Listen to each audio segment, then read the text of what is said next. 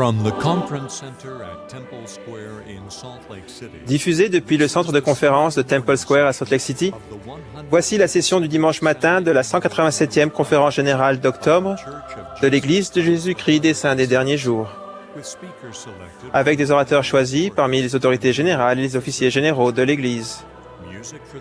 La musique de cette session sera interprétée par le Mormon Tabernacle Choir. Cette émission est diffusée à titre de service public par Bonneville Distribution. Toute reproduction, enregistrement, transcription ou autre utilisation de cette émission sans autorisation écrite est interdite. Dieter Uchtdorf, deuxième conseiller dans la première présidence de l'Église, dirigera cette session.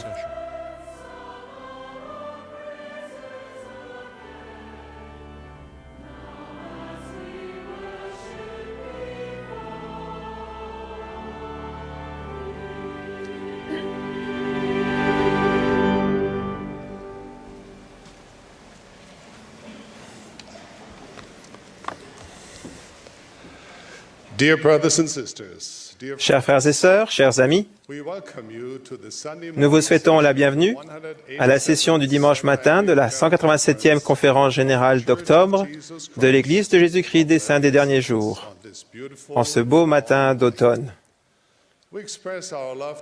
Nous exprimons notre amour à Thomas Monson, le président de l'Église, qui est chez lui ce matin. Robert Hales, qui ne peut être présent aux sessions de cette conférence, est aussi dans nos prières. Nous adressons nos salutations aux personnes du monde entier qui suivent cette session à la radio, à la télévision, sur l'Internet ou par satellite. Nous saluons la présence des autorités générales et officiers généraux qui assistent à cette conférence ce matin. La musique de cette session sera interprétée par le Mormon Tabernacle Choir sous la direction de Mac Wilberg avec Andrew Unsworth et Clay Christensen à l'orgue. Le chœur a ouvert cette session en chantant « Louange à Dieu » et interprétera à présent Saint en avant, armé de foi en Christ, le numéro 40 dans le recueil de cantiques français, puis Michael Ringwood, des 70, fera la prière d'ouverture.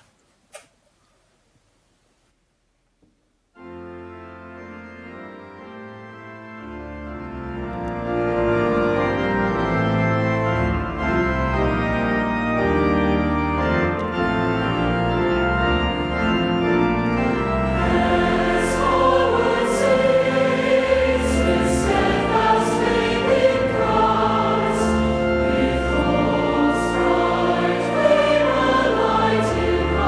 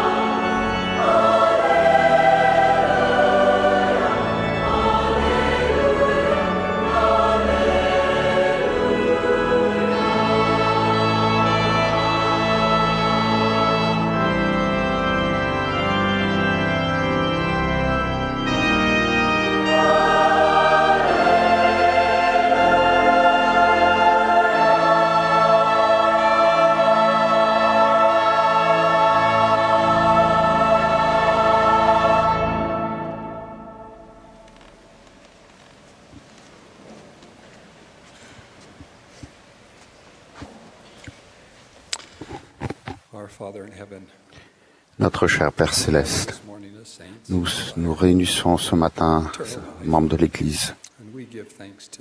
Nous te remercions pour qu'il y ait une espérance parfaite en l'expiation du Sauveur. Nous désirons te chanter des louanges à ton Fils. Et nous désirons aussi une portion de ton esprit. Nous prions pour avoir la force et la foi en toi et en ton Fils bien-aimé. Et que nous utilisions cette force et cette foi pour fortifier notre famille, la collectivité. Prions pour tes bénédictions et nous le faisons au nom de Jésus-Christ. Amen.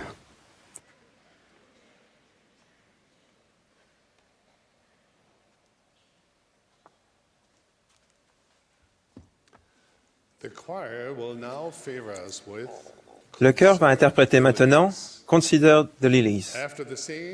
Après ce chant, nous aurons le plaisir d'entendre Jean Bingham, présidente générale de la Société de secours. Elle sera suivie de Donald Alstrom, des 70. Après son discours, le chœur chantera « Peuple du monde, écoutez donc », le numéro 170 dans le recueil des cantiques français, puis David Bednar du Collège des 12 apôtres s'adressera à nous.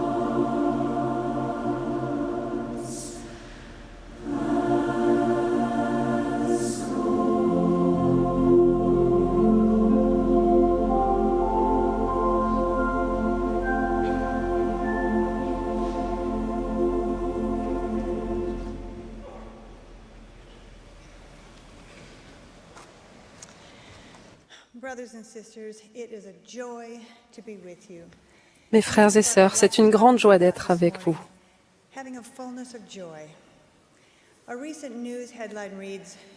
Voici les gros titres d'un journal paru récemment. Les catastrophes secouent le pays et le monde.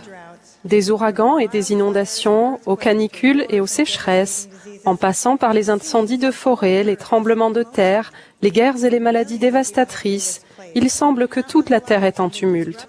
Des millions de personnes ont été déplacées, de nombreuses vies ont été bouleversées à cause de ces difficultés.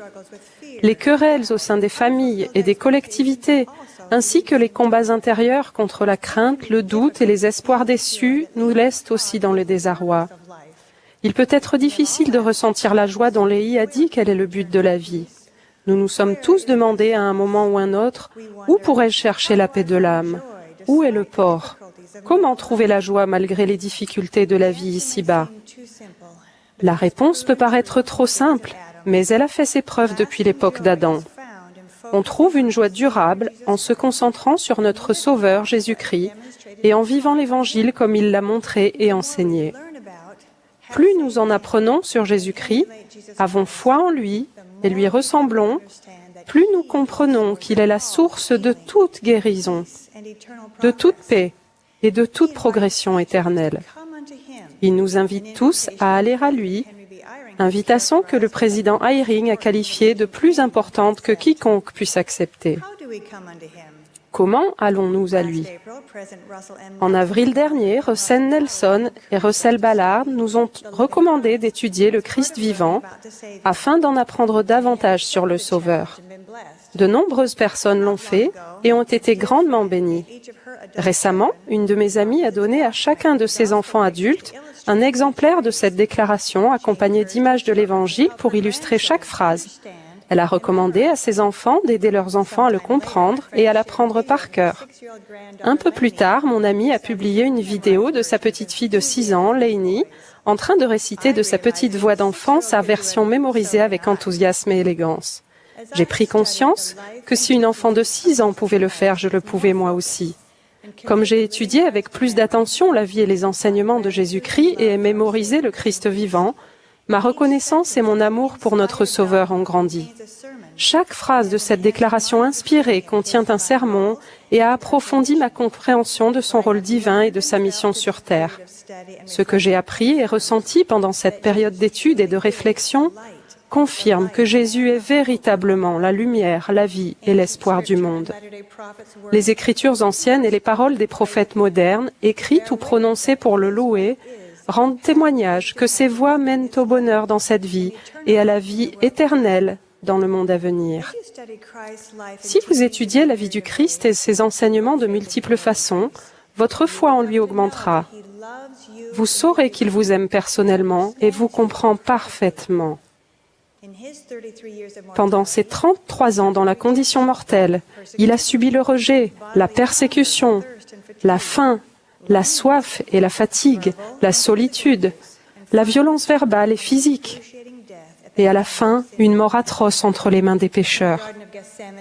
Dans le jardin de Gethsémane et sur la croix du Calvaire, il a ressenti toutes nos souffrances, nos afflictions, nos tentations, nos maladies et nos infirmités. Quelles que soient nos souffrances, il est la source de guérison.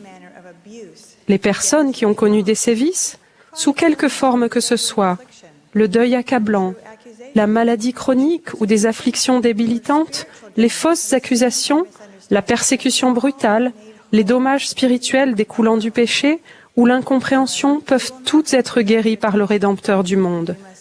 Mais il n'entrera pas sans y être invité. Nous devons aller à lui et lui permettre d'opérer ses miracles. Un magnifique matin de printemps, j'avais laissé la porte ouverte pour profiter de l'air frais. Un petit oiseau est entré puis s'est rendu compte qu'il ne se trouvait pas là où il voulait être. Il volait désespérément à travers la pièce, se cognant encore et encore contre la fenêtre dans ses tentatives pour s'échapper. J'ai essayé de le guider doucement vers la porte ouverte, mais il avait peur et n'arrêtait pas de s'envoler. Il s'est finalement posé en haut des rideaux, désorienté et épuisé. J'ai pris un balai et j'ai approché tout doucement la brosse de l'endroit où il s'était perché. Tandis que je tenais le balai à proximité de ses pattes, l'oiseau est monté dessus avec hésitation. Doucement, tout doucement, je suis allé jusqu'à la porte ouverte en maintenant le balai le plus immobile possible. Dès que j'ai atteint la porte ouverte, l'oiseau a pris rapidement son envol vers la liberté.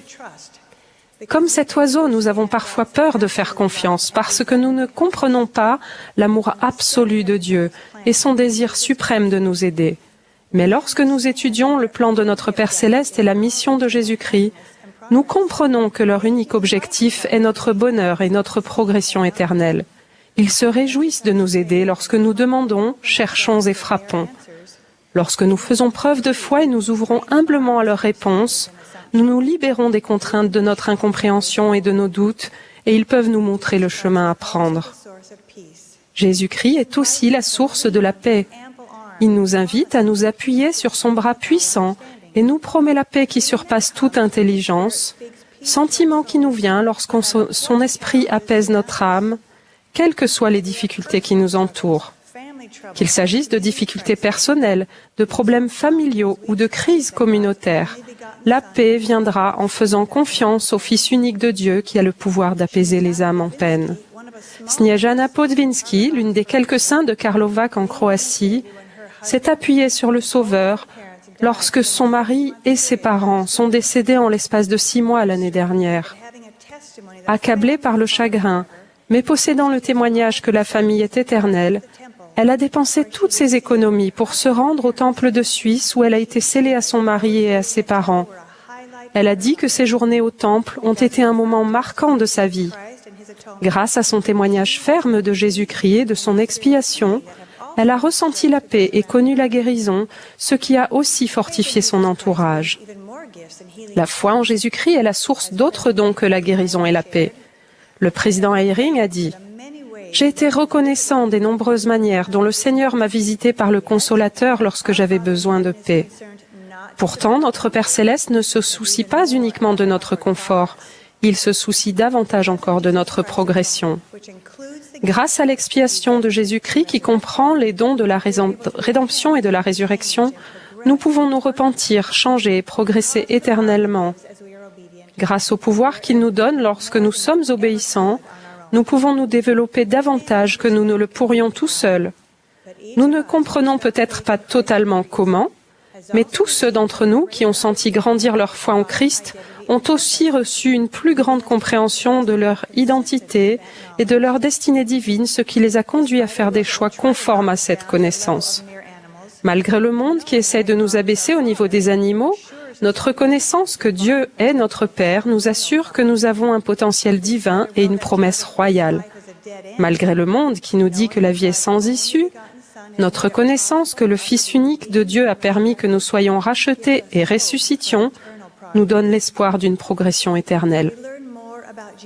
En apprenant davantage sur Jésus-Christ, nous acquérons une plus grande foi en lui et nous voulons naturellement suivre son exemple. Le respect de ses commandements devient notre plus grand désir. Notre cœur aspire à soulager la souffrance des autres, comme il l'a fait, et nous voulons qu'il connaisse la paix et le bonheur que nous avons trouvés. Pourquoi est-il si important d'essayer de faire ce qu'il a fait? Parce que lorsque nous mettons notre foi en action, le Saint-Esprit rend témoignage de la vérité éternelle. Jésus commande à ses disciples de respecter ses commandements, parce qu'il sait que si nous suivons son exemple, nous commencerons à connaître la joie, et que si nous continuons sur ce chemin, nous atteindrons une plénitude de joie. Il a expliqué, « Je vous ai dit ces choses, afin que ma joie soit en vous et que votre joie soit parfaite. »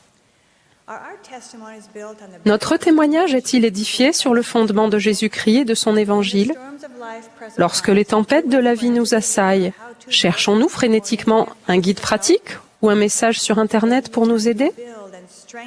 En prenant le temps d'édifier et de renforcer notre connaissance et notre témoignage de Jésus-Christ, nous récolterons d'abondants dividendes pendant les périodes d'épreuve et d'adversité.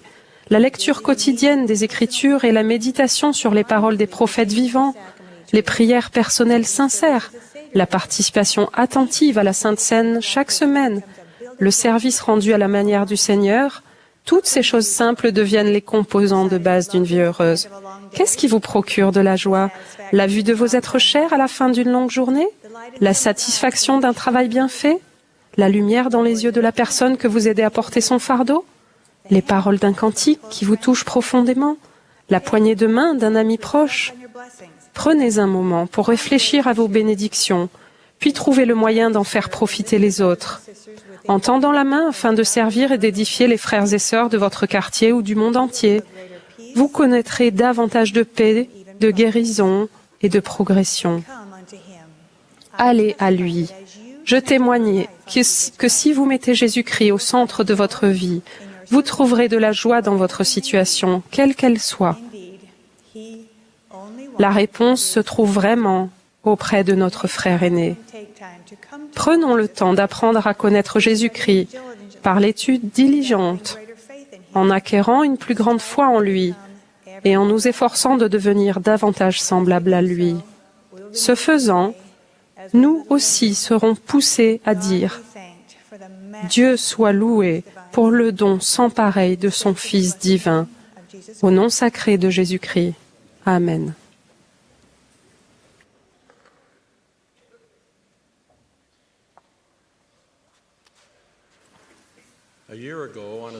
Il y a un an, lors d'une mission en Californie, je me suis rendu avec un président de pieux chez Clark et Olive Fales et leurs enfants. On m'a dit qu'ils venaient de vivre un miracle. Quand nous sommes arrivés chez eux, Clark avait des difficultés à se tenir debout pour nous accueillir, car il portait une attelle dorsale, une minerve et des attelles au bras. 2 mois auparavant, Clark et son fils Ty, ainsi qu'une trentaine d'autres jeunes gens et leurs dirigeants, avaient participé à une activité de pieux consistant en l'ascension du mont Shasta, l'un des sommets les plus élevés de Californie, haut de 4322 mètres. Au 2e jour de cette randonnée laborieuse, la plupart des grimpeurs avaient atteint le sommet.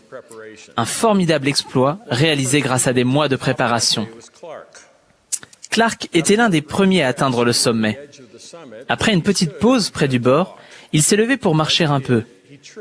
Il a alors trébuché et chuté en arrière du bord d'une falaise. Il a d'abord fait une chute libre de 12 mètres pour dévaler ensuite le long d'une pente gelée sur 80 mètres. Il a miraculeusement survécu, mais il était grièvement blessé et incapable de bouger. C'était le premier d'une série de miracles que Clark allait vivre au cours de cette épreuve traumatisante. Parmi les premières personnes qui l'ont rejoint, se trouvait, comme par hasard, un groupe de randonneurs, et parmi eux des guides secouristes de montagne et des spécialistes des urgences médicales. Ils se sont immédiatement occupés de Clark et l'ont couvert pour le garder au chaud. Comme par hasard, ce groupe était aussi en train de tester un nouveau dispositif de communication et a pu aussitôt envoyer une demande de secours, alors que les téléphones portables ne captaient aucun signal dans cette zone. Un petit hélicoptère stationné à 1 heure du mont Shasta a été immédiatement déployé. Après avoir effectué 2 tentatives d'atterrissage sans succès, à une altitude qui dépassait les capacités de l'appareil, et lutté contre des vents dangereux, les pilotes ont fait un 3e et dernier essai. Tandis que l'hélicoptère approchait par un angle différent, comme par hasard, les vents ont changé, et l'appareil a pu atterrir juste le temps nécessaire au groupe pour installer avec peine Clark derrière le siège du pilote. Au centre de traumatologie, les examens de Clark ont révélé qu'il souffrait de plusieurs fractures au cou, au dos, aux côtes et aux poignets, et avait un poumon perforé et plusieurs coupures et éraflures. Comme par hasard, un chirurgien spécialiste des liaisons nerveuses réputé opérait ce jour-là dans cet hôpital alors qu'il n'y travaille que quelques jours par an. Plus tard, ce médecin a déclaré n'avoir jamais vu quelqu'un survivre à autant de blessures à la moelle épinière et aux artères carotides. Il ne s'attendait pas à ce que Clark vive, ni à ce qu'il retrouve toutes ses fonctions normales. Le chirurgien qui se dit agnostique a déclaré que le cas de Clark défiait toutes ses connaissances scientifiques sur les blessures neurologiques et qu'il ne pouvait s'agir que d'un miracle. Quand Clark et Holly ont eu fini de nous raconter leur histoire époustouflante, j'avais du mal à trouver mes mots. Ce n'était pas simplement à cause de ces miracles évidents, mais aussi à cause d'un autre encore plus grand. J'ai eu la profonde impression, un témoignage personnel, que Holly et chacun des 5 magnifiques enfants assis dans la salle de séjour autour de leurs parents avaient une foi si grande qu'ils auraient accepté n'importe quelle issue ce jour-là et continué de progresser spirituellement. Clark et Holly, ainsi que les 2 aînés de leurs enfants, Ty et Porter, sont parmi nous aujourd'hui au centre de conférence. En méditant sur l'expérience de la famille Fales, j'ai beaucoup réfléchi aux circonstances rencontrées par tant d'autres personnes. Qu'en est-il des innombrables saints des derniers jours, pleins de foi, qui reçoivent des bénédictions de la prêtrise, pour qui l'on prie sans relâche, qui respectent leurs alliances et qui sont remplis d'espoir, mais pour qui le miracle ne se produit jamais, du moins pas selon leur compréhension de ce qu'est un miracle, pas de la façon dont les miracles semblent se produire pour les autres. Qu'en est-il de ceux qui souffrent de profondes afflictions physiques, mentales et émotionnelles durant des années, des décennies, voire même toute leur vie ici-bas? Qu'en est-il de ceux qui meurent si jeunes? Il y a 2 mois à peine, 2 couples mariés détenteurs d'une recommandation à l'usage du temple, ayant à eux 2 3 enfants en mission à plein temps, ainsi que 5 autres enfants, ont décollé dans un petit avion pour un vol de courte durée. Je suis certain qu'ils ont dû prier avant le vol pour arriver sains et saufs, et prier encore avec ferveur lorsque leur avion a rencontré de graves problèmes mécaniques avant de s'écraser. Personne n'a survécu. Qu'en est-il d'eux? Est-ce que les personnes bonnes et leurs êtres chers ont raison de se demander comme Mormon, le jour des miracles a-t-il cessé? Mes connaissances limitées ne peuvent expliquer pourquoi, parfois, il y a une intervention divine et pourquoi d'autres fois il n'y en a pas. Mais peut-être ne comprenons-nous pas ce qu'est un miracle. Souvent, nous appelons miracle le fait de guérir sans explication médicale ou le fait d'échapper à une catastrophe après avoir suivi une intuition claire. Cependant, la définition d'un miracle comme un événement bénéfique provoqué par un pouvoir divin que les mortels ne comprennent pas, nous apporte une perspective plus large de questions de nature plus éternelle. Cette définition nous aide aussi à voir le rôle essentiel de la foi dans l'obtention d'un miracle. Moroni a enseigné « Et jamais personne, à aucun moment, n'a accompli de miracle, si ce n'est après avoir eu la foi. » Amon a proclamé « C'est ainsi que Dieu a fourni à l'homme le moyen d'accomplir par la foi de grands miracles. » Le Seigneur a révélé à Joseph Smith « Car je suis Dieu, et je montrerai des miracles à tous ceux qui croient en mon nom. » Le roi Nebuchadnezzar a ordonné à Shadrach, Meshach et Abednego d'adorer la statue d'or qu'il avait élevée au rang de Dieu et les a menacés en leur disant « Si vous ne l'adorez pas, vous serez jetés au milieu d'une fournaise ardente. » Puis il les a raillés en disant « Et quel est le Dieu qui vous délivrera de ma main ?» Ses 3 disciples dévoués lui ont déclaré « Voici, notre Dieu que nous servons peut nous délivrer de la fournaise ardente. Sinon, sache, ô roi, que nous ne servirons pas tes dieux. » Ils étaient absolument certains que Dieu pourrait les sauver, sinon, ils avaient entièrement foi en son plan. De même, David Ben-Nar a posé un jour la question suivante à un jeune homme qui avait demandé une bénédiction. « Si c'est la volonté de notre Père Céleste que vous soyez transférés dans votre jeunesse, par la mort, au monde des esprits pour y poursuivre votre ministère, avez-vous la foi pour vous soumettre à sa volonté et ne pas guérir? Est-ce que nous avons la foi de ne pas guérir de ce qui nous afflige sur terre afin de guérir dans l'éternité? Une question cruciale à se poser est, où plaçons-nous notre foi? Notre foi est-elle uniquement focalisée sur le désir d'être soulagé de nos douleurs et de nos souffrances? Ou bien est-elle fermement centrée sur Dieu le Père et son saint plan, et sur Jésus le Christ et son expiation? La foi en notre Père et en son Fils nous permet de comprendre et d'accepter leur volonté pendant que nous nous préparons pour l'éternité. Je vous témoigne aujourd'hui des miracles. Être un enfant de Dieu est un miracle. Recevoir un corps à son image et à sa ressemblance est un miracle. Avoir un sauveur est un miracle. L'expiation de Jésus-Christ est un miracle. La possibilité d'avoir la vie éternelle est un miracle. Bien que ce soit une bonne chose de prier et de faire ce qu'il faut pour être protégé et guérir physiquement durant notre existence mortelle, notre objectif suprême devrait être les miracles spirituels accessibles à tous les enfants de Dieu. Quelle que soit notre origine ethnique ou notre nationalité, quoi que nous ayons fait, si nous nous repentons, ou quoi qu'on ait pu nous faire, nous avons tous accès à ces miracles. Nous vivons un miracle et d'autres nous attendent encore. Au nom de Jésus-Christ, Amen.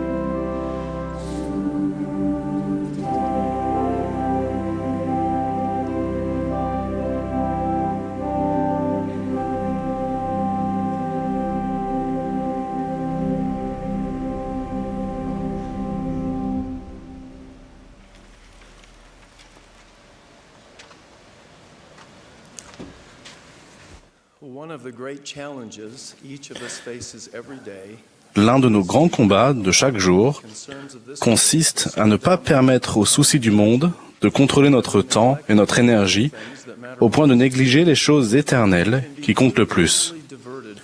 Nos nombreuses responsabilités et nos emplois du temps surchargés détournent facilement notre attention, ce qui nous empêche de nous rappeler et de nous concentrer sur nos priorités spirituelles essentielles. Parfois, nous essayons de courir si vite que nous risquons d'oublier où nous allons et pourquoi nous courons. L'apôtre Pierre nous rappelle qu'en tant que disciple de Jésus-Christ, sa divine puissance nous a donné tout ce qui contribue à la vie et à la piété, au moyen de la connaissance de celui qui nous a appelés par sa propre gloire et par sa vertu, lesquels nous assurent de sa part les plus grandes et les plus précieuses promesses, afin que par elles, ils deviennent participants de la nature divine, en fuyant la corruption qui existe dans le monde par la convoitise. Mon message souligne l'importance des très grandes et précieuses promesses décrites par Pierre, qui nous rappellent véritablement où notre voyage dans la condition mortelle nous conduit et pourquoi. Je parlerai aussi des rôles respectifs que joue le jour du sabbat, le temple sacré et notre foyer pour nous aider à nous souvenir de ces importantes promesses spirituelles.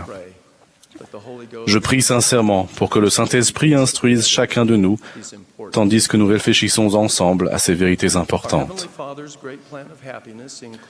Le grand plan du bonheur de notre Père Céleste contient la doctrine, les ordonnances et les plus grandes et les plus précieuses promesses par lesquelles nous pouvons devenir participants de la nature divine.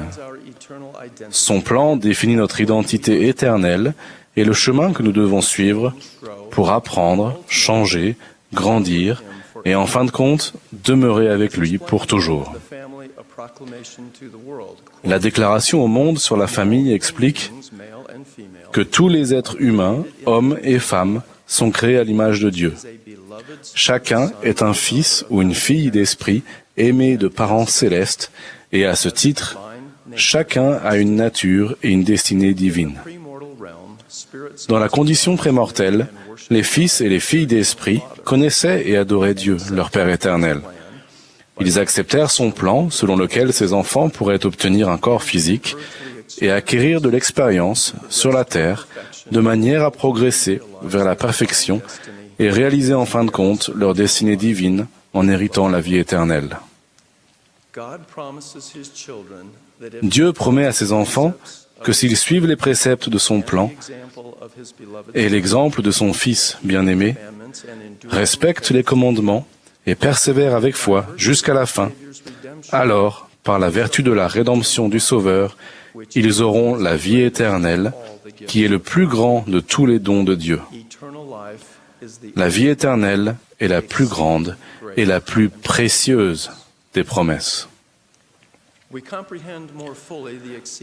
Nous comprenons plus complètement les très grandes et précieuses promesses et commençons à goûter à la nature divine en répondant positivement à l'appel du Seigneur, à la gloire et à la vertu. Comme le décrit Pierre, on remplit cet appel en s'efforçant d'échapper à la corruption qui est dans le monde. Quand nous allons docilement de l'avant en ayant foi au Sauveur, alors, du fait de son expiation et par le pouvoir du Saint-Esprit, un grand changement s'opère en nous ou dans notre cœur, de sorte que nous n'avons plus de disposition à faire le mal, mais à faire continuellement le bien. Nous sommes nés de nouveau, oui, nés de Dieu, changés de notre état charnel et déchu à un état de justice, étant rachetés par Dieu. Si quelqu'un est en Christ, il est une nouvelle créature. Les choses anciennes sont passées. Voici, toutes choses sont devenues nouvelles. En général, un changement aussi complet de notre nature ne se produit pas rapidement ni d'un seul coup. Comme le Sauveur, nous ne recevons pas la plénitude d'aile à bord, mais recevons grâce sur grâce.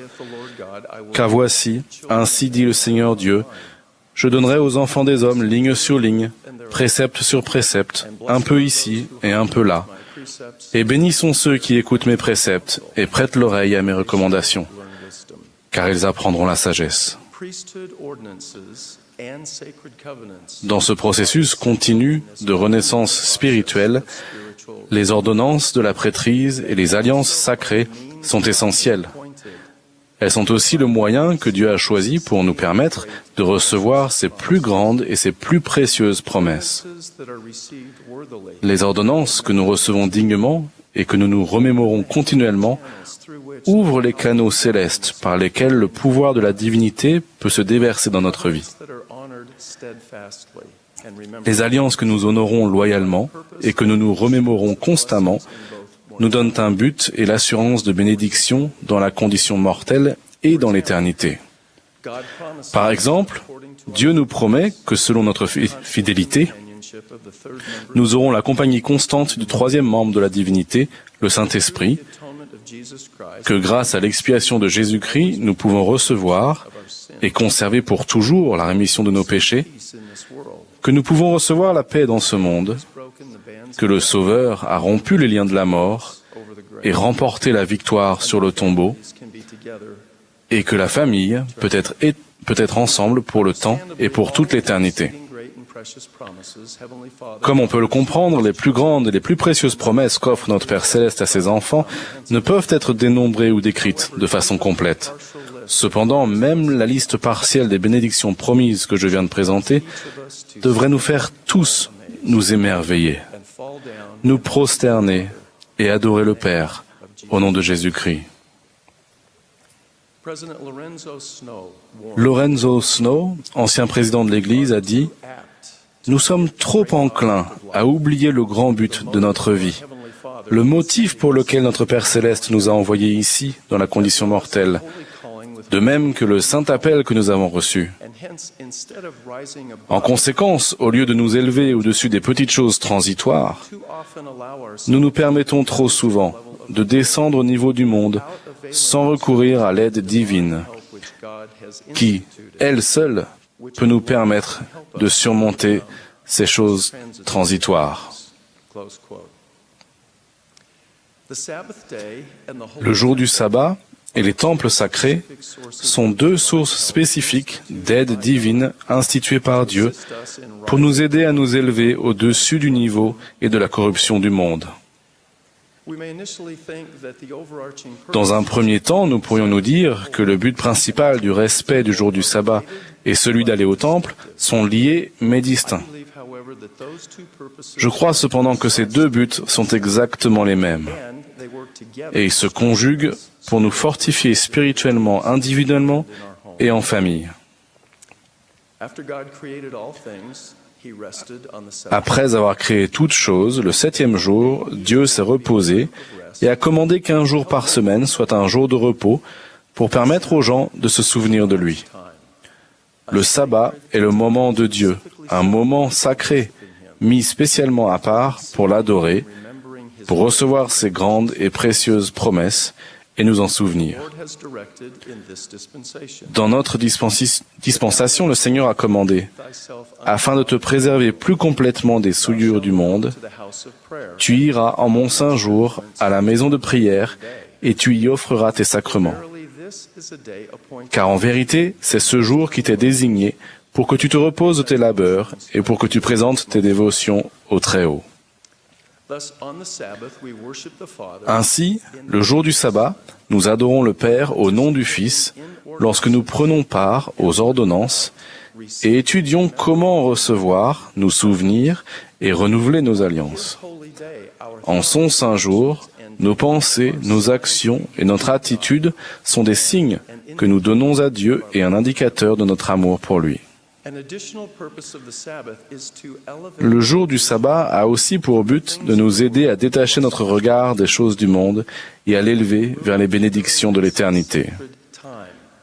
Loin des nombreuses routines régulières de notre emploi du temps chargé, nous pouvons, pendant ce moment sacré, regarder vers Dieu et vivre en recevant et en nous remémorant les grandes et précieuses promesses grâce auquel nous devenons participants de la nature divine. Le Seigneur a toujours commandé à son peuple de construire des temples, des lieux sacrés dans lesquels les saints dignes accomplissent des cérémonies et ordonnances sacrées de l'Évangile pour eux-mêmes et pour les défunts. De tous les lieux de culte, les temples sont les plus sacrés. Le temple est littéralement la maison du Seigneur, un espace sacré, mis à part spécifiquement pour adorer Dieu et pour recevoir ses grandes et précieuses promesses et nous les remémorer. Dans notre dispensation, le Seigneur a commandé « Organisez-vous, préparez tout ce qui est nécessaire et établissez une maison qui sera une maison de prière, une maison de jeûne, une maison de foi, une maison de connaissance, une maison de gloire, une maison d'ordre, une maison de Dieu. » Le but principal du culte au temple est d'accomplir des ordonnances et de nous enseigner comment recevoir et nous souvenir de nos alliances. Dans le temple, nos pensées, nos actes et nos vêtements diffèrent par rapport aux autres endroits que nous fréquentons. L'un des buts principaux du temple est de nous aider à détacher notre regard des choses du monde et à l'élever vers les bénédictions de l'éternité. Pendant un court moment, loin du cadre du monde qui nous est familier, nous pouvons regarder vers Dieu et vivre, en recevant et en nous remémorant les grandes et précieuses promesses grâce auxquelles nous devenons participants de la nature divine. Frères et sœurs, veuillez noter que le jour du sabbat et le temple sont respectivement un moment sacré et un espace sacré, mis à part spécifiquement pour adorer Dieu, pour recevoir et nous remémorer les plus grandes et les plus précieuses promesses faites à ses enfants. Tel qu'institué par Dieu, le but principal de ces deux sources d'aide divine est exactement le même.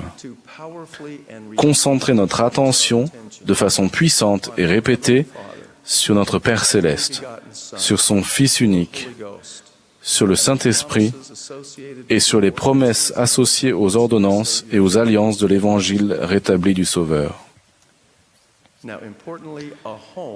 Il est important qu'un foyer soit l'association suprême de temps et d'espace dans lesquels les personnes et les familles se souviennent le mieux des grandes et précieuses promesses de Dieu.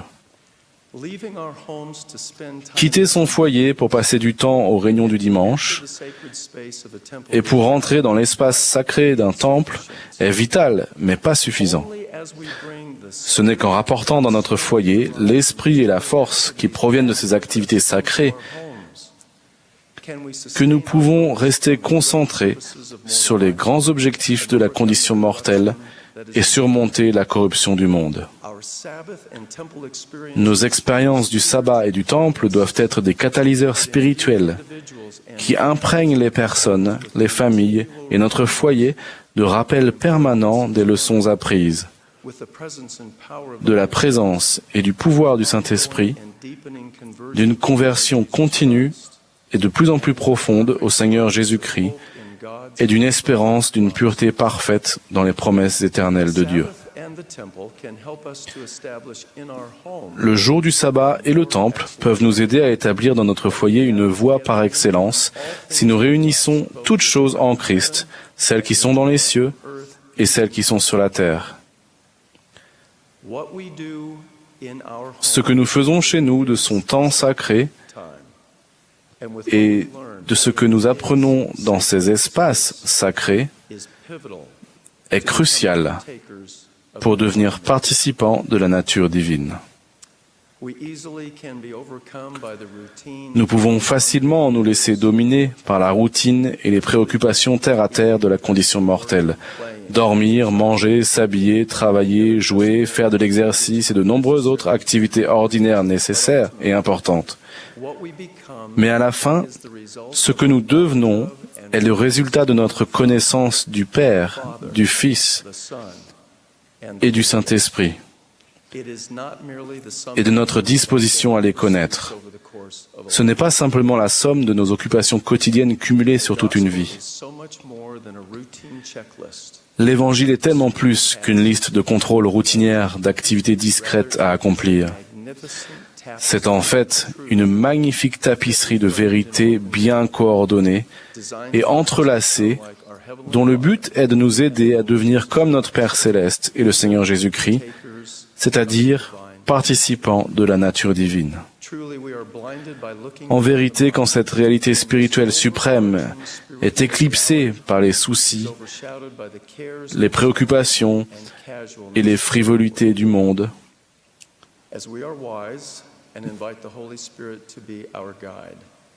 nous sommes aveuglés car nous regardons au-delà du point marqué. Je vous promets que si nous faisons preuve de sagesse et demandons que le Saint-Esprit soit notre guide, il nous enseignera ce qui est vrai. Si nous nous efforçons d'accomplir notre destinée éternelle et de devenir participants de la nature divine, il témoignera du Christ, nous montrant sa volonté. Je rends mon témoignage que les plus grandes et les plus précieuses promesses associées aux ordonnances et aux alliances sont certaines. Le Seigneur l'a déclaré ainsi. Je vous donne des directives sur la manière dont vous pouvez agir devant moi, afin que cela tourne à votre salut.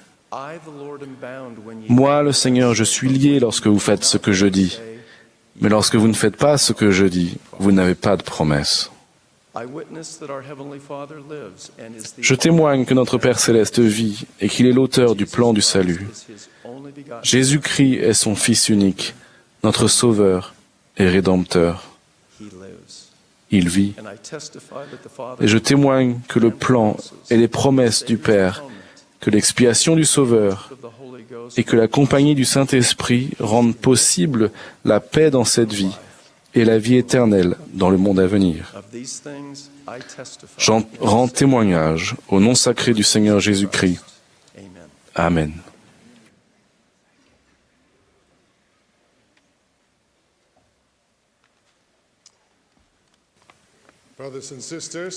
Frères et sœurs, vous allez vous joindre au chœur pour chanter « Gloire au Dieu Tout-Puissant », le numéro 32 dans le recueil de cantiques français. Après le chant, nous entendrons Christopher Waddell de l'épiscopat président. Il sera suivi de Craig Swick, qui a été relevé de son appel de 70 autorités générales hier après-midi. Après le discours de frère Swick, le chœur chantera « Aux bergers, elles sont chères », le numéro 142 dans le recueil de cantiques français.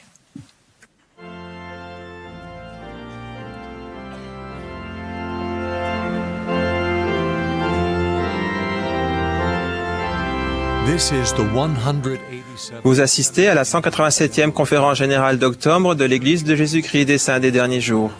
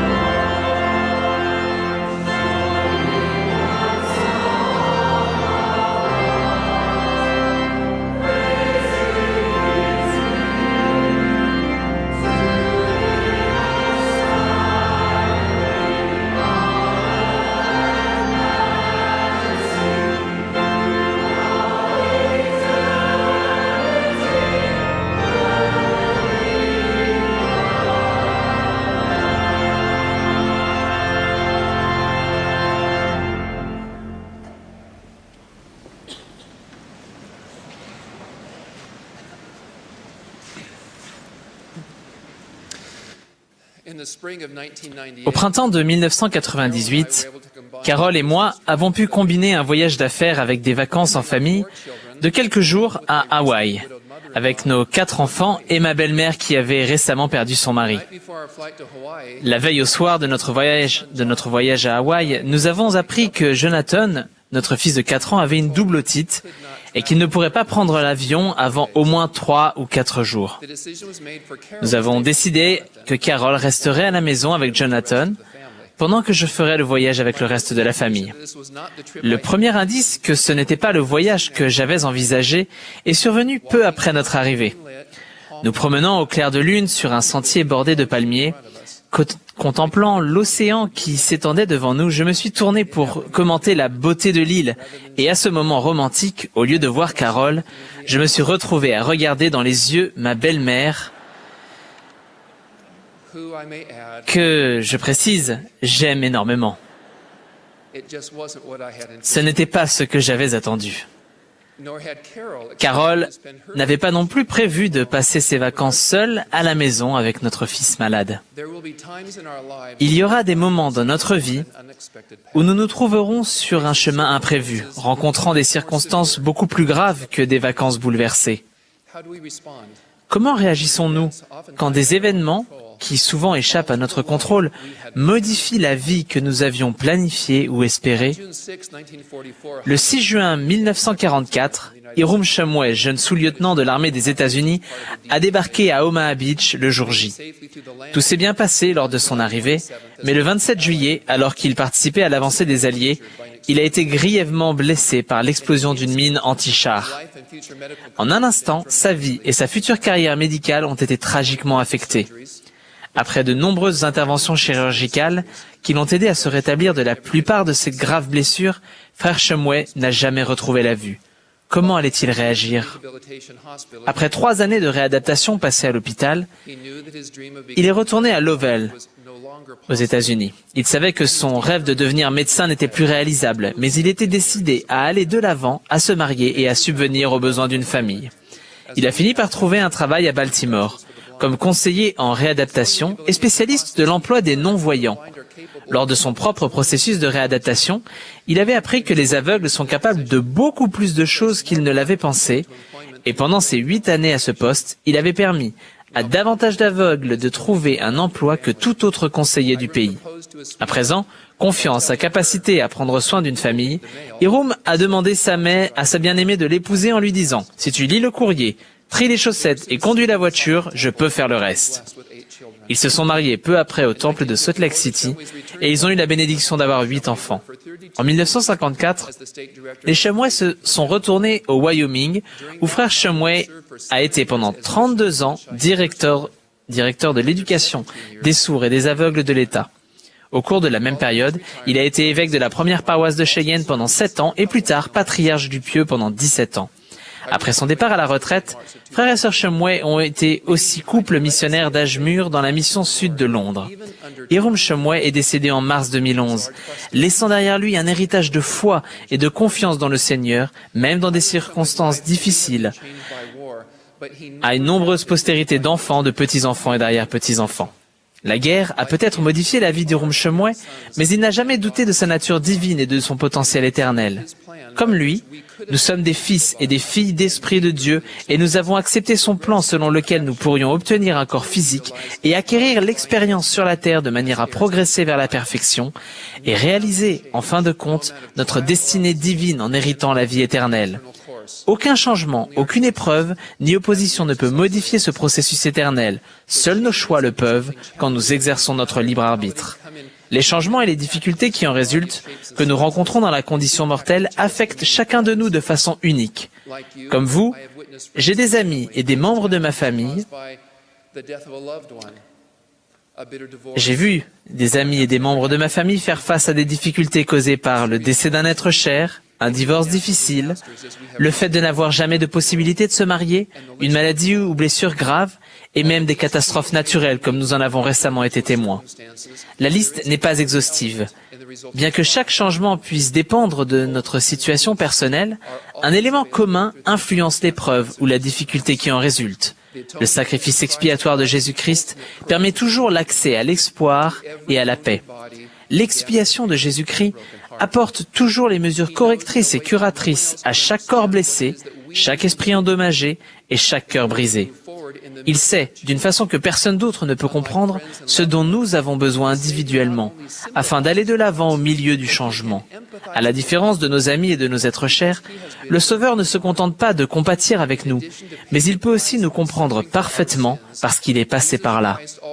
En plus de payer le prix et d'avoir souffert pour nos péchés, Jésus-Christ a aussi parcouru chaque chemin, affronté chaque difficulté, fait face à chaque souffrance physique, émotionnelle ou spirituelle que nous pouvons rencontrer un jour dans la condition mortelle. Boyd Packer a enseigné « La miséricorde et la grâce de Jésus-Christ ne se limitent pas aux personnes qui commettent des péchés, mais elles étendent la promesse de paix éternelle à toutes les personnes qui acceptent et suivent le Sauveur. Sa miséricorde est le puissant guérisseur, même des innocents blessés. » Dans la condition mortelle où nous sommes, nous ne pouvons pas contrôler tout ce qui nous arrive. Mais nous avons le contrôle absolu de la façon dont nous réagissons aux changements dans notre vie. Cela n'implique pas que les difficultés et les épreuves que nous rencontrons sont anodines ou faciles à gérer ou à résoudre. Cela n'implique pas que nous ne connaîtrons pas la douleur ou le chagrin. Cela signifie qu'il y a des motifs d'espérer et qu'en raison de l'expiation de Jésus-Christ, nous pouvons aller de l'avant et connaître des jours meilleurs, des jours pleins de joie, de lumière et de bonheur. Dans Mosia, nous lisons le récit d'Alma, l'ancien prêtre du roi Noé et son peuple qui, avertis par le Seigneur, partirent dans le désert devant les armées du roi Noé. 8 jours plus tard, ils arrivèrent dans un pays très beau et très agréable, où ils dressèrent leurs tentes et commencèrent à cultiver le sol et à construire des bâtiments. Leur situation semblait maintenant prometteuse. Ils avaient accepté l'évangile de Jésus-Christ. Ils avaient été baptisés, faisant ainsi alliance qu'ils serviraient le Seigneur et respecteraient ses commandements. Et ils se multiplièrent et prospérèrent extrêmement dans le pays. Cependant, leur situation allait bientôt changer. Une armée de Lamanites se trouvait dans les régions frontières du pays. Alma et son peuple furent bientôt réduits en servitude, et leurs afflictions étaient si grandes qu'ils commencèrent à crier à Dieu avec ferveur. De plus, leurs vainqueurs leur interdirent de prier, et quiconque serait découvert à invoquer Dieu serait mis à mort. Alma et son peuple n'avaient rien fait pour mériter cette nouvelle situation. Comment allaient-ils réagir? Au lieu d'accuser Dieu, ils se tournèrent vers lui et lui déversèrent leur cœur. En réponse à leur foi et à leur prière, le Seigneur leur dit « Prenez courage, j'allégerai les fardeaux qui sont mis sur vos épaules, de sorte que vous ne pourrez plus les sentir sur votre dos. » Peu après, le Seigneur les fortifia, de sorte qu'ils purent supporter leur fardeau avec facilité. Et ils se soumirent de bon cœur, avec patience, à toute la volonté du Seigneur. Bien que n'étant pas encore délivrés de l'esclavage, en se tournant vers le Seigneur et non en se détournant de lui, ils reçurent des bénédictions correspondant à leurs besoins et conformes à la sagesse du Seigneur. Dallin Oaks a enseigné « Les bénédictions de guérison se produisent de toutes sortes de façons, chacune adaptée à nos besoins respectifs tels que les connaît celui qui nous aime le mieux. Parfois, une guérison traite notre maladie ou allège notre fardeau. Mais parfois, nous sommes guéris en recevant de la force, de la compréhension ou de la patience pour supporter les fardeaux qui nous sont imposés. »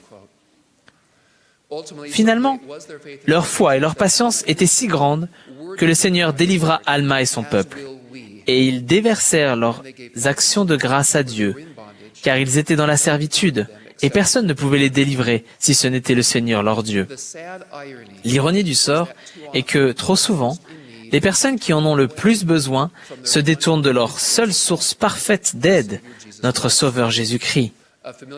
Le récit scripturaire bien connu du serpent d'airain nous enseigne que nous avons un choix à faire face aux difficultés.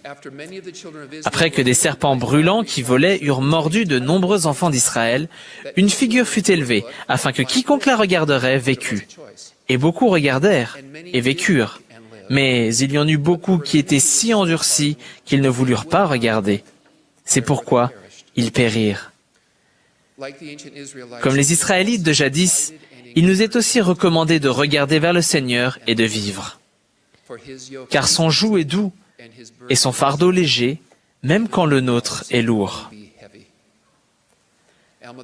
Alma le jeune a enseigné cette vérité sacrée quand il a dit « Je sais que quiconque place sa confiance en Dieu sera soutenu dans ses épreuves et ses difficultés et ses afflictions et sera exalté au dernier jour. » En ces derniers jours, le Seigneur nous a fourni de nombreuses ressources, nos serpents d'airain, qui sont toutes destinées à nous aider à regarder vers le Christ et à placer notre confiance en lui.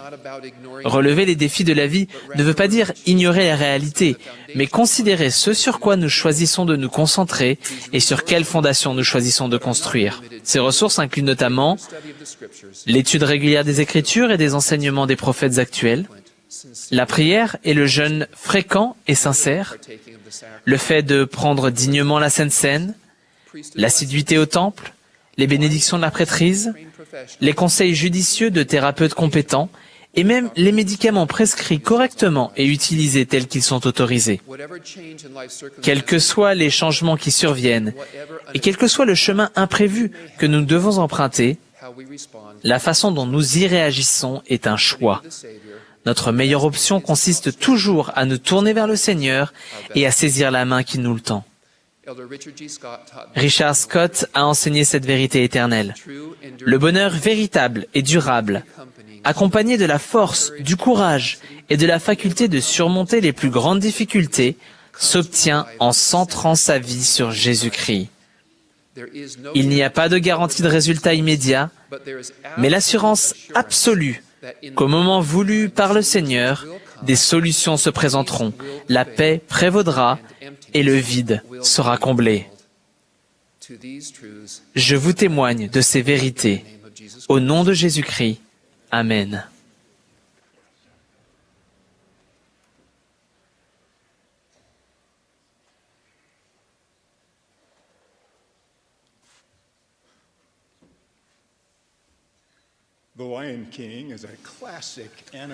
Le Roi Lion est un célèbre dessin animé dont l'histoire se passe dans la savane africaine. Lorsque le Roi Lion meurt, en tentant de sauver son fils, le jeune prince Lion est contraint à l'exil, tandis que le despote au pouvoir détruit l'équilibre de la savane. Le prince Lion vient récupérer son royaume grâce à l'aide d'un mentor. Ses yeux s'ouvrent à la nécessité d'un équilibre dans le grand cercle de la vie dans la savane. Réclamant sa place légitime de roi, le jeune lion reçoit le conseil de regarder au-delà de ce qu'il voyait. L'Évangile nous permet de regarder au-delà de ce que nous voyons et nous enseigne comment hériter de tout ce que le Père a. Pour regarder au-delà de ce que nous voyons, nous devons regarder les autres à la manière du Sauveur. L'Évangile touche une grande variété de personnes. Nous ne pouvons comprendre parfaitement les choix et la psychologie des personnes que nous côtoyons dans notre monde, dans les assemblées religieuses et même dans notre propre famille, parce que nous avons rarement une vision complète de ce qu'ils sont. Nous devons regarder au-delà des préjugés, des stéréotypes et élargir la liste limitée de nos propres expériences. Alors que je servais comme président de mission, mes yeux ont été poussés à regarder au-delà de ce que je pouvais voir. J'ai vu un jeune frère missionnaire arriver avec beaucoup d'appréhension. Pendant notre entretien, il dit avec découragement « Je veux rentrer chez moi ». Je me suis dit « Eh bien, nous pouvons arranger ça ». Je lui ai conseillé de travailler dur et de prier à ce sujet pendant 1 semaine, puis de m'appeler. 1 semaine plus tard, à la minute près, il m'a téléphoné. Il voulait toujours rentrer chez lui. Une fois encore, je lui ai conseillé de prier, de travailler dur, puis de m'appeler au bout d'1 semaine. Lors de l'entretien suivant, rien n'avait changé. Il insistait pour rentrer chez lui. Mais je ne pouvais pas m'y résoudre. Alors, j'ai commencé à lui enseigner la nature sacrée de son appel. Je l'ai encouragé à s'oublier et à se mettre au travail. Néanmoins, quoi que je puisse dire, sa décision était inébranlable. Il m'est apparu que je ne devais avoir qu'une vision limitée du problème. Je me suis alors senti poussé à lui demander « Frère, quelles sont les difficultés que vous rencontrez ?» Sa réponse m'a brisé le cœur. Mon président, je ne sais pas lire. Le sage conseil qu'il me semblait important qu'il entende ne répondait pas du tout à ses besoins. Ce dont il avait le plus besoin était que je mette mes jugements hâtifs de côté et laisse l'Esprit m'éclairer sur ses véritables préoccupations. Il avait besoin que je le perçoive tel qu'il était et lui offre une raison d'espérer. Au lieu de cela, j'avais agi de manière autoritaire et destructrice. Ce vaillant jeune missionnaire a appris à lire et est devenu l'exemple même d'un disciple de Jésus-Christ. Il m'a ouvert les yeux aux paroles du Seigneur. L'homme regarde à ce qui frappe les yeux, mais l'Éternel regarde au cœur. Quelle merveilleuse bénédiction lorsque le Saint-Esprit du Seigneur élargit notre vision. Vous rappelez-vous du prophète Élisée qui trouva à son réveil la ville assaillie par l'armée syrienne avec ses chevaux et ses chars. Son serviteur, affolé, demanda à Élisée ce qu'il devait faire dans une telle situation.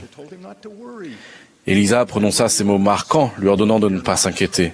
« Ne crains point, car ceux qui sont avec nous sont en plus grand nombre que ceux qui sont avec eux. » Le serviteur n'avait aucune idée de ce que le prophète voulait dire. Il ne pouvait pas regarder au-delà de ce qu'il pouvait voir. Élisée, lui, voyait des bataillons d'anges prêts à défendre le peuple du prophète.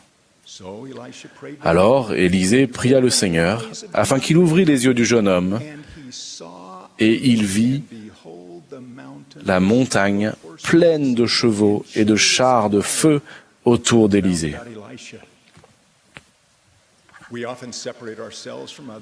Nous nous dissocions souvent des autres sous prétexte que nous voyons les choses différemment. Nous nous sentons plus à l'aise en compagnie de ceux qui pensent, parlent, s'habillent et agissent comme nous qu'avec ceux dont les milieux et les antécédents diffèrent des nôtres. En réalité, ne venons-nous pas tous de pays différents et ne parlons-nous pas des langues différentes? N'avons-nous pas tous une vision extrêmement limitée du monde en fonction de notre expérience de la vie? Car certains voient avec des yeux spirituels, comme le prophète Élisée, tandis que d'autres voient et communiquent selon ce que leurs yeux naturels perçoivent, comme le montre mon expérience avec le missionnaire analphabète. Nous vivons dans un monde qui se nourrit de comparaisons, de critiques et d'étiquettes. Au lieu de voir à travers le prisme des médias sociaux, nous devons rechercher plus profondément les attributs divins que nous possédons réellement. Ces qualités et aspirations divines ne peuvent pas être épinglées sur Pinterest ou postées sur Instagram. Accepter et aimer les autres ne signifie pas adhérer à leurs idées. Évidemment, la vérité réclame notre plus haut degré d'allégeance. Néanmoins, cela ne doit jamais nous retenir de manifester de la gentillesse. Aimer vraiment les autres requiert que nous acceptions continuellement les sincères efforts des gens dont nous ne pourrons jamais connaître complètement les expériences de la vie et les contraintes. Regarder au-delà de ce que nous pouvons voir exige un effort conscient pour se concentrer sur le Sauveur. Le 28 mai 2016, Bo Ritchie, âgé de 16 ans, et son ami Austin se trouvaient dans un ranch familial au Colorado. Bo et Austin montèrent dans leur véhicule tout-terrain, impatients à l'idée de passer une journée d'aventure. Ils n'avaient pas parcouru une grande distance, qu'une situation dangereuse se présenta et qu'il s'ensuivit un événement tragique. Le véhicule de Bo bascula subitement, coinçant Bo sous plus de 180 kilos d'acier. Lorsqu'Austin, l'ami de Bo, s'approcha de lui, il le vit en grand péril. De toutes ses forces, il tenta de pousser le véhicule qui écrasait son ami, mais impossible de le bouger. Il fit une prière pour Bo, puis partit chercher désespérément de l'aide. Les services des urgences arrivèrent enfin, mais quelques heures plus tard, Bo décédait. Il était libéré de la condition mortelle. Ses parents, le cœur brisé, arrivèrent. Alors qu'il se trouvait dans le petit hôpital avec le meilleur ami de Bo et des membres de la famille, un officier de police entra dans la pièce et tendit le téléphone portable de Bo à sa mère. Lorsqu'elle prit le téléphone, une alarme sonna. Elle alluma le téléphone et vit l'alarme quotidienne de Bo. Elle lut à voix haute le message que son affectueux, joyeux et très aventureux adolescent s'était fixé le but de lire tous les jours. Il disait « Souviens-toi de mettre Jésus-Christ au centre de ta vie aujourd'hui. » La concentration de Bo sur son Rédempteur n'apaisa pas la tristesse de ses êtres chers en son absence. Néanmoins, cela donne beaucoup d'espoir et de sens à la vie de Bo et aux choix qu'il avait pris lorsqu'il était en vie. Cela permit à sa famille et ses amis de regarder au-delà du chagrin de sa mort vers les joyeuses réalités de la vie éternelle. Quelle tendre miséricorde pour les parents de Bo, de voir à travers les yeux de leur fils la chose à laquelle il accordait le plus de prix. En tant que membres de l'Église, nous avons été dotés d'alarmes spirituelles qui nous alertent lorsque nous ne regardons qu'avec nos yeux mortels et ne distinguons pas la source de notre salut. La Sainte Seine nous rappelle chaque semaine que nous devons nous concentrer sur Jésus-Christ, afin de nous souvenir toujours de lui et d'avoir toujours son esprit avec nous. Pourtant, il nous arrive parfois d'ignorer ces sentiments de rappel et d'alarme. Si nous mettons Jésus-Christ au centre de notre vie, il fera en sorte que nos yeux soient ouverts à de plus grandes possibilités que seuls nous ne pouvons comprendre. J'ai reçu cette lettre très intéressante au sujet d'une alarme de protection dont une sœur fidèle a fait l'expérience. Elle m'a écrit que lors d'une tentative pour aider son mari à comprendre ce qu'elle ressentait, elle s'était mise à tenir une liste électronique sur son téléphone des choses qu'il avait faites ou dites et qui l'avaient irritée. Elle pensait que lorsque le moment serait approprié, elle rédigerait une preuve écrite qu'elle lui présenterait et que cela le pousserait certainement à changer. Cependant, un dimanche, alors qu'elle prenait la Sainte Seine et se concentrait sur l'expiation du Sauveur, elle réalisa que consigner ses sentiments négatifs envers son mari l'éloignait de l'influence du Saint-Esprit et ne réussirait jamais à le changer.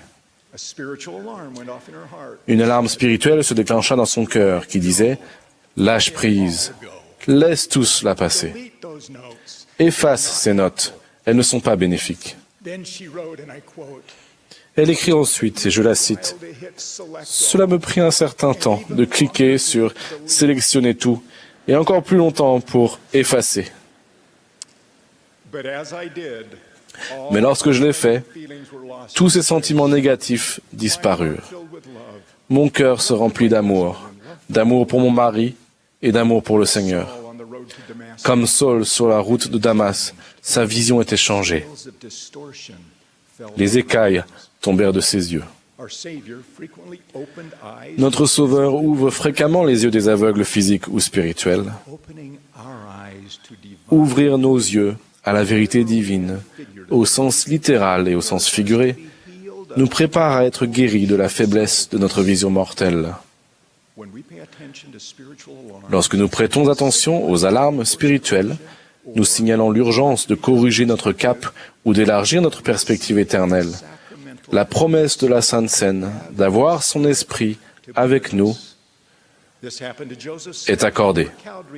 C'est ce qui arriva à Joseph Smith et Oliver Cowdery dans le temple de Kirtland quand Jésus-Christ leur enseigna de grandes vérités et leur promit que le voile des limitations mortelles serait enlevé de leur esprit et que les yeux de leur entendement seraient ouverts. Je témoigne que par le pouvoir de Jésus-Christ, nous devenons capables de regarder spirituellement au-delà de ce que nous voyons physiquement. Si nous nous souvenons de lui et avons son esprit avec nous, les yeux de notre entendement seront ouverts. Alors notre cœur aura une perception plus profonde et plus réelle de la sublime divinité qui demeure en chacun de nous. Au nom de Jésus-Christ. Amen.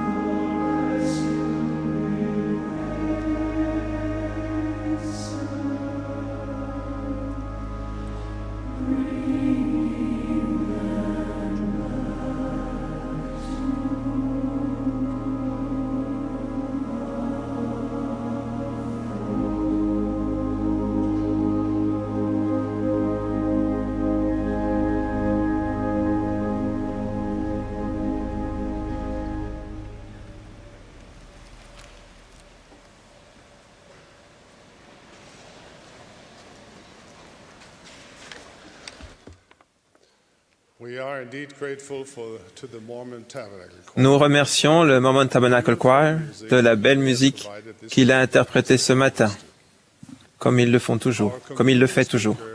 Notre dernier orateur sera Henry Eyring, premier conseiller dans la première présidence. Après son discours, le chœur terminera cette réunion en chantant « Oui, je crois en Christ », le numéro 71 dans le recueil des cantiques français. Ensuite, José Texera, des 70, fera la prière de clôture.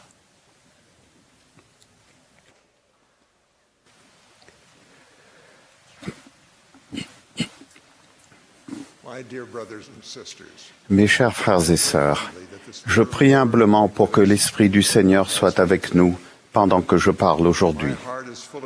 J'ai le cœur rempli de reconnaissance envers le Seigneur, dont c'est l'Église, pour l'inspiration que nous avons perçue à l'occasion de cette conférence, dans les prières ferventes, les discours inspirés et les chants angéliques. En avril dernier, le président Monson a fait un discours qui a touché des cœurs dans le monde entier, y compris le mien. Il a parlé de la puissance du livre de Mormon. Il nous a exhortés à étudier, méditer et appliquer ses enseignements. Il a promis que si nous consacrions du temps chaque jour à l'étudier et à y réfléchir, et si nous respections les commandements qu'il contient, nous aurions un témoignage essentiel de sa véracité et que le témoignage du Christ vivant qui en découlerait nous protégerait dans les moments de difficulté. Comme beaucoup d'entre vous, j'ai considéré que les paroles du prophète étaient la voix du Seigneur à mon attention, et aussi comme beaucoup d'entre vous, j'ai décidé d'y obéir. Depuis mon enfance, j'ai le témoignage que le livre de Mormon est la parole de Dieu, que le Père et le Fils sont apparus à Joseph Smith et lui ont parlé, et que des apôtres d'autrefois lui sont apparus pour restituer les clés de la prêtrise à l'Église du Seigneur. Avec ce témoignage, je lis le livre de Mormon tous les jours depuis plus de 50 ans. J'aurais donc pu raisonnablement penser que les paroles du président Monson s'adressaient à quelqu'un d'autre. Pourtant, comme nombre d'entre vous, j'ai senti l'encouragement et la promesse du prophète m'inviter à faire un effort supplémentaire. Beaucoup d'entre vous ont fait ce que j'ai fait. Priez avec une attention accrue. Méditez plus intensément sur les Écritures et fait plus d'efforts pour servir le Seigneur et les autres de sa part. L'heureux résultat pour moi et pour beaucoup d'entre vous a été ce que le prophète avait promis. Ceux d'entre nous qui ont pris à cœur sa recommandation inspirée ont entendu l'Esprit plus distinctement. Nous avons trouvé plus de force pour résister à la tentation et avons ressenti une foi plus grande en Jésus-Christ ressuscité, en son Évangile et en son Église vivante. À une époque de tumulte croissant dans le monde, ces suppléments de témoignages ont chassé le doute et la crainte et nous ont apporté la paix. L'obéissance à la recommandation du président Monson a produit deux autres effets merveilleux chez moi. Premièrement, l'esprit qu'il avait promis a fait naître un sentiment d'optimisme pour ce qui nous attend, en dépit du tumulte qui semble s'accentuer dans le monde. Et deuxièmement, le Seigneur m'a donné, et à vous aussi, davantage conscience de son amour pour les personnes dans la détresse. Nous avons éprouvé un désir accru d'aller secourir les autres. Ce désir a été au cœur du ministère et des enseignements du président Monson. Le Seigneur a promis à Joseph Smith, le prophète, et à Oliver Cowdery de l'amour pour leur prochain et du courage lorsque les tâches auraient pu sembler écrasantes. Il a dit que ce courage nécessaire viendrait de leur foi en lui, leur roc. Ne craignez pas de faire le bien, mes fils, car tout ce que vous semez, vous le moissonnerez aussi. C'est pourquoi, si vous semez le bien, vous moissonnerez aussi le bien en récompense. Ne craignez donc pas, petit troupeau. Faites le bien. Laissez la terre et l'enfer s'unir contre vous. Car si vous êtes bâtis sur mon roc, ils ne peuvent vaincre. Voici, je ne vous condamne point. Allez et ne péchez plus. Accomplissez avec sérieux l'œuvre que je vous ai commandé d'accomplir. Tournez-vous vers moi dans chacune de vos pensées. Ne doutez pas, ne craignez pas. Voyez les plaies qui ont percé mon côté, et aussi les marques des clous dans mes mains et mes pieds. Soyez fidèles, gardez mes commandements, et vous hériterez le royaume des cieux. Le Seigneur a dit aux dirigeants du rétablissement, ainsi qu'à nous, que lorsque nous nous tenons avec foi sur son roc, le doute et la crainte sont atténués. Le désir de faire le bien augmente. Lorsque nous acceptons l'invitation du président Monson d'implanter dans notre cœur un témoignage de Jésus-Christ, nous recevons la force, le désir et le courage d'aller secourir les autres, sans nous soucier de nos besoins. J'ai vu cette foi et ce courage de nombreuses fois, lorsque des saints des derniers jours engagés ont affronté des épreuves redoutables. Pour vous donner un exemple, je me trouvais en Idaho le 5 juin 1976, lorsque le barrage sur la rivière Teton a cédé. Un mur d'eau est tombé. Des milliers de personnes se sont enfuies de chez elles. Des milliers de maisons et d'entreprises ont été détruites. Miraculeusement, moins de 15 personnes ont été tuées. Ce que j'ai vu là-bas, je le vois chaque fois que des saints des derniers jours se tiennent fermement sur le roc d'un témoignage de Jésus-Christ. Parce qu'ils ne doutent pas qu'il veille sur eux, ils deviennent intrépides. Ils font abstraction de leurs propres épreuves pour se porter au secours des autres. Et ils le font par amour pour le Seigneur, ne demandant aucune récompense. Par exemple, lorsque le barrage sur la Teton a cédé, un couple de saints des derniers jours était en voyage à des kilomètres de chez lui. Dès qu'ils ont entendu la nouvelle à la radio, ils se sont dépêchés de rentrer à Rexburg. Au lieu d'aller chez eux constater les dégâts sur leur maison, ils sont partis à la recherche de leur évêque. Il se trouvait dans un bâtiment converti en centre de secours. Il organisait le travail des milliers de bénévoles qui arrivaient dans des bus scolaires. Le couple a demandé à l'évêque, « Nous venons juste de rentrer. Dites-nous qui et où nous pouvons aider. » Il leur a donné le nom d'une famille. Maison après maison, ce frère et sa femme ont aidé à déblayer la boue et l'eau. Ils ont travaillé du matin au soir pendant des jours. Ils ont enfin fait une pause pour aller voir leur maison. Elle avait été emportée par l'inondation. Il n'y avait rien à nettoyer. Alors ils sont vite retournés voir leur évêque. Ils lui ont demandé, « Qui d'autre pouvons-nous aider ?» Ce miracle de courage et de charité, l'amour pur du Christ, exercé dans la discrétion, s'est répété au fil des années et dans le monde entier. On l'a vu à l'époque terrible des persécutions et des épreuves, au Missouri, du temps de Joseph Smith, le prophète. On l'a vu lorsque Brigham Young a conduit l'exode de Nauvoo et a ensuite appelé les saints à s'installer dans des lieux désertiques dans tout l'ouest des États-Unis pour s'entraider afin de créer Sion pour le Seigneur. En lisant ces journaux de ces pionniers, on voit le miracle de la foi, chassant le doute et la crainte. Et on lit l'histoire de saints oubliant leur intérêt personnel, afin d'aider quelqu'un d'autre pour le Seigneur, avant de retourner auprès de leurs moutons ou dans leurs champs non encore labourés. J'ai vu ce même miracle il y a quelques jours à peine, à la suite de l'ouragan Irma, à Porto Rico, à Saint Thomas et en Floride, où les saints des derniers jours s'étaient associés à d'autres églises, communautés locales et organisations nationales pour participer au travail de nettoyage. Tout comme mes amis de Rexburg, un couple non-membre de Floride s'est attaché à aider la communauté au lieu de s'occuper de sa propre maison. Lorsque des voisins, membres de l'Église, offrirent leur aide pour dégager les 2 énormes arbres bloquant son allée, ce couple expliqua qu'il avait été bouleversé par la situation et s'était tourné vers les autres, sachant que le Seigneur fournirait l'aide nécessaire pour sa maison. Le mari précisa également que sa femme et lui avaient prié avant que les membres de l'Église n'arrivent et proposent leur aide.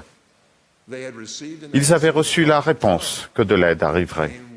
Elle arriva très peu de temps après qu'ils ont reçu cette assurance. J'ai entendu dire que certaines personnes commencent à appeler les membres de l'Église qui portent les t-shirts jaunes, des mains serviables, les anges jaunes. Une sœur de l'Église a apporté sa voiture au garage et le garagiste lui a raconté l'expérience spirituelle qu'il avait eue lorsqu'un groupe de personnes portant des t-shirts jaunes ont débarrassé les arbres tombés dans son jardin et lui ont ensuite chanté « Je suis enfant de Dieu ».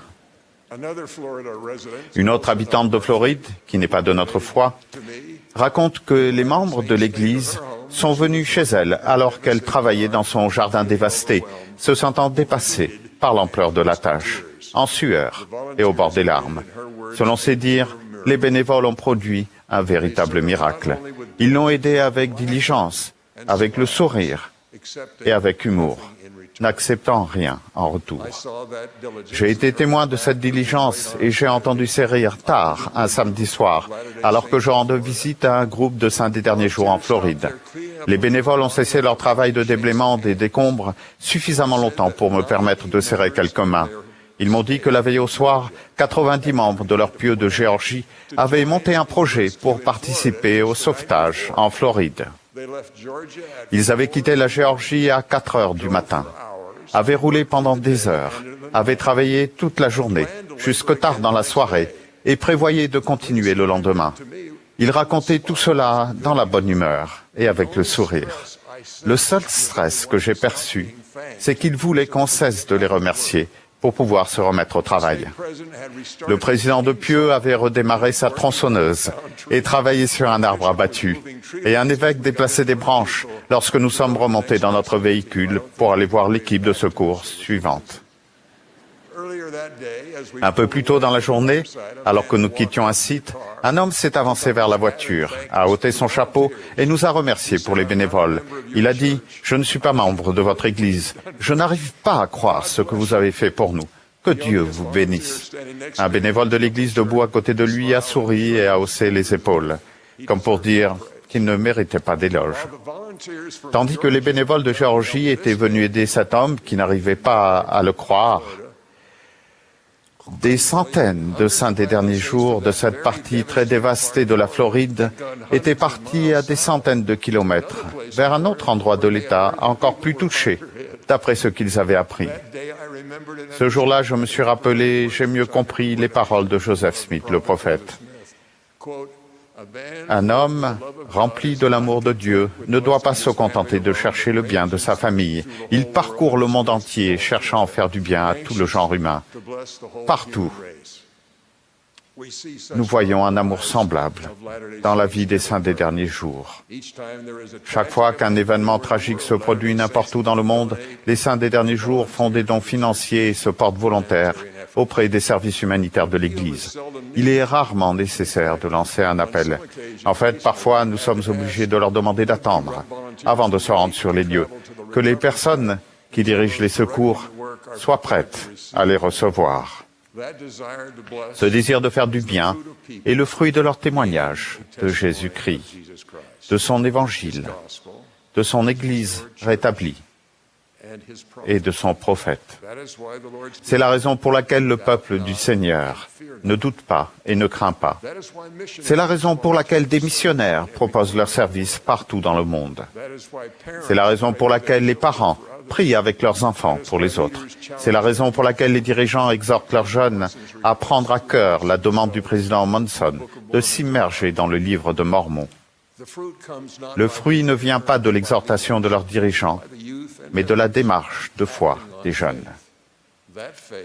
La mise en œuvre de cette foi, qui exige des sacrifices désintéressés, produit le changement de cœur, qui leur permet de ressentir l'amour de Dieu.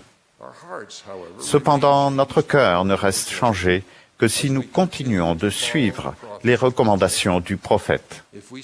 Si nous cessons d'essayer, après un effort intense mais momentané, le changement s'estompe. Les saints des derniers jours fidèles ont fait grandir leur foi au Seigneur Jésus-Christ, en l'authenticité du livre de Mormon et au rétablissement des clés de la prêtrise dans sa véritable Église. Ce témoignage accru leur a donné plus de courage et plus de sollicitude pour les autres enfants de Dieu. Mais les difficultés et les possibilités qui nous attendent exigeront encore davantage d'efforts. Nous ne pouvons pas prévoir les détails, mais nous connaissons l'idée générale. Nous savons que dans les derniers jours, le monde sera en tumulte. Nous savons qu'au milieu des difficultés, quelles qu'elles soient, le Seigneur dirigera les saints des derniers jours fidèles dans la proclamation de l'Évangile de Jésus-Christ à toute nation, famille, langue et peuple. Et nous savons que les vrais disciples du Seigneur seront dignes de recevoir leur Sauveur lorsqu'il reviendra et s'y seront préparés. Nous n'avons pas à craindre. Quelle que soit la somme de foi et de courage que nous avons amassée dans notre cœur, le Seigneur attend davantage de nous et des générations après nous. Elles auront besoin d'être plus fortes et plus courageuses parce qu'elles feront des choses encore plus grandes et encore plus dures que celles que nous avons faites. Et elles affronteront une opposition croissante de la part de l'ennemi de notre âme. Le Seigneur a indiqué la voie qui mène à l'optimisme pendant que nous avançons. Tournez-vous vers moi dans chacune de vos pensées. Ne doutez pas, ne craignez pas. Le président Monson nous a dit comment faire. Nous devons méditer sur le livre de Mormon et les paroles des prophètes et les mettre en pratique. Prions sans cesse. Croyons. Servons le Seigneur de tout notre cœur, de tout notre pouvoir, de tout notre esprit et de toute notre force. Nous devons prier avec toute l'énergie de notre cœur pour avoir le don de la charité, l'amour pur du Christ. Et par-dessus tout, nous devons suivre la recommandation de notre prophète avec constance et persévérance. Lorsque le chemin est difficile, nous pouvons compter sur la promesse du Seigneur, la promesse que le président Monson nous a rappelée souvent en citant ces paroles du Sauveur. Et là où quiconque vous reçoit, je serai aussi, car j'irai devant votre face. Je serai à votre droite et à votre gauche, et mon esprit sera dans votre cœur, et mes anges seront tout autour de vous pour vous soutenir. Je témoigne que le Seigneur va devant votre face chaque fois que vous êtes en mission pour lui. Parfois, vous serez l'ange que le Seigneur envoie pour soutenir autrui. Parfois, vous serez celui qui est entouré d'anges qui le soutiennent. Mais vous aurez toujours son esprit dans le cœur, comme cela vous est promis à chaque réunion de Sainte Seine. Tout ce que vous avez à faire, c'est respecter ses commandements. Les plus beaux jours du royaume de Dieu sur la terre sont encore à venir. L'opposition affermira notre foi en Jésus-Christ, comme cela a été le cas depuis l'époque de Joseph Smith, le prophète. La foi l'emporte toujours sur la crainte. Faire front ensemble produit l'unité.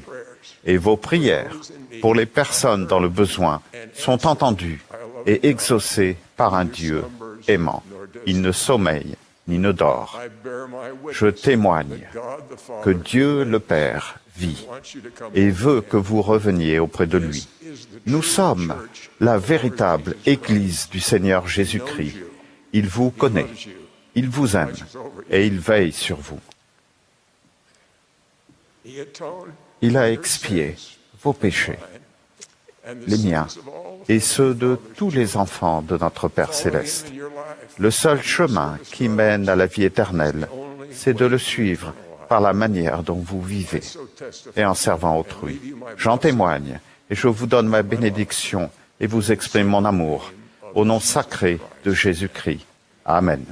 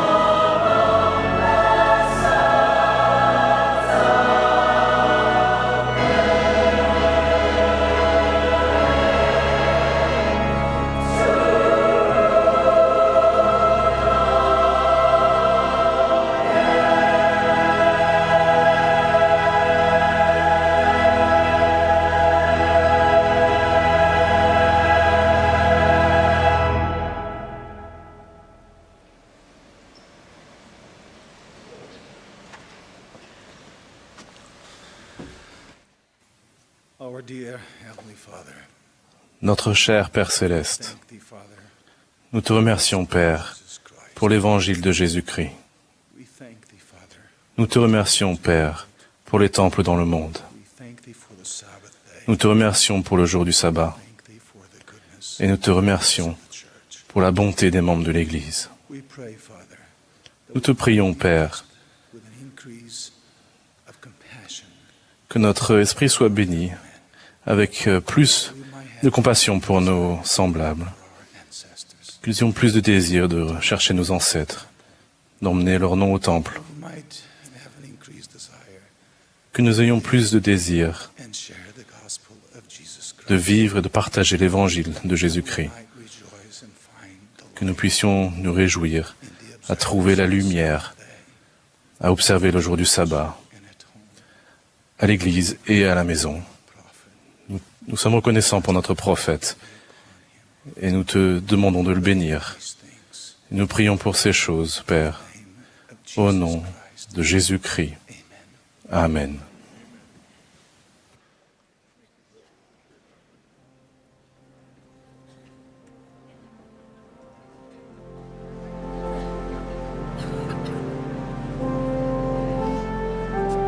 This has been a broadcast of the 187th semi. Vous venez d'assister à une session de la 187e conférence générale d'octobre de l'Église de Jésus-Christ des Saints des Derniers Jours. Les orateurs étaient choisis parmi les autorités générales et les officiers généraux de l'Église. La musique était interprétée par le Mormon Tabernacle Choir. Cette émission a été diffusée à titre de service public par Bonneville Distribution. Toute reproduction, enregistrement, transcription ou autre utilisation de cette émission sans autorisation écrite est interdite.